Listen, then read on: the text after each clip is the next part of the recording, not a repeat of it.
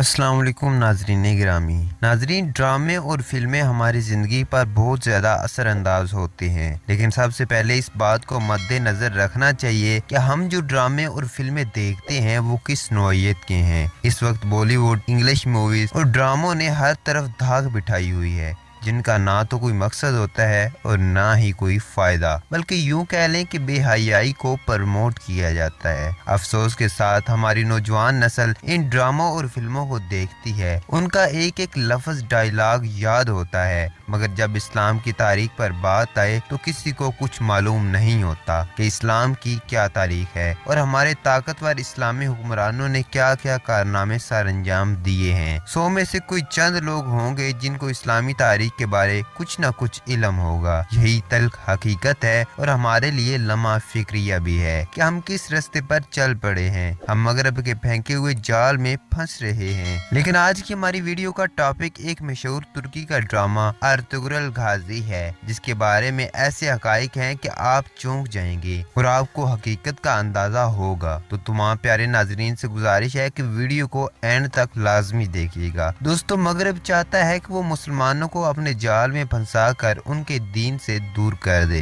और हर तरफ अपनी हुकूमत कायम करे। इसके पीछे इनका बहुत बड़ा मकसद है। दोस्तों, मुसलमानों ने तकरीबन 600 साल तक पूरी दुनिया के हिस्सों में हुकूमत की, जो कि सल्तनत उस्मानिया कहलाती है। इस सल्तनत ने इस्लाम को पूरी दुनिया में कायम किया और यूं हर तरफ इस्लामी परचम लहराते थे, जिसकी वजह से अहले मगरब को शदीद तकलीफ होती थी। तो उन्होंने साजिशों और चालाकियों की बदौलत अपने कारिंदों को मुसलमान बनाकर भेजा और बिलाकर 1922 में इस सल्तनत को खत्म कर दिया गया और यूं तुर्की की हुकूमत पूरी दुनिया से खत्म होगी। और इसके साथ साथ बरतानिया ने तुर्की पर बड़ी माशी पाबंदियां भी लगा दी, जिसका मकसद तुर्की को बिल्कुल अकेला करना था और इन पाबंदियों का बाकायदा 100 साला मुआहदा भी किया गया। अब असल कहानी यहाँ से शुरू होती है। तुर्की 1922 से आज तक इन पाबंदियों और मुआहदों का सामना कर रहा है, लेकिन इन पाबंदियों और मुआहदों के बावजूद तुर्की को ताकतवर इस्लामी मुल्क तस्लीम किया जाता है। दोस्तों, तुर्की पर लगाई गई पाबंदियां और तुर्की से किए गए मुआहदे, जिनकी वजह से तुर्की को तनहा करने की कोशिश की गई थी, वो 2022 में खत्म हो जाएंगे। यानी कि 100 साला मुआहदा 2022 को खत्म हो रहा है और यही वजह है कि तुर्की इस वक्त पूरी दुनिया को वार्निंग भी देता नजर आता है कि इस्लाम एक दफा फिर दुनिया भर में कायम होगा, जिसकी वजह से मगरबी ममालिक शदीद खौफ का शिकार हैं और नए नए हरबे इस्तेमाल कर रहे हैं कि तुर्की कभी भी दोबारा वैसे आज़ाद ना हो। लेकिन अब इसको कोई नहीं रोक सकता, क्योंकि 2022 का इंतज़ार सारे इस्लामी ममालिक को है, क्योंकि 2022 के बाद इस्लामी ममालिक की ताकत दुगनी हो जाएगी। तो दोस्तों, जिन लोगों को सल्तनत उस्मानिया का नहीं पता था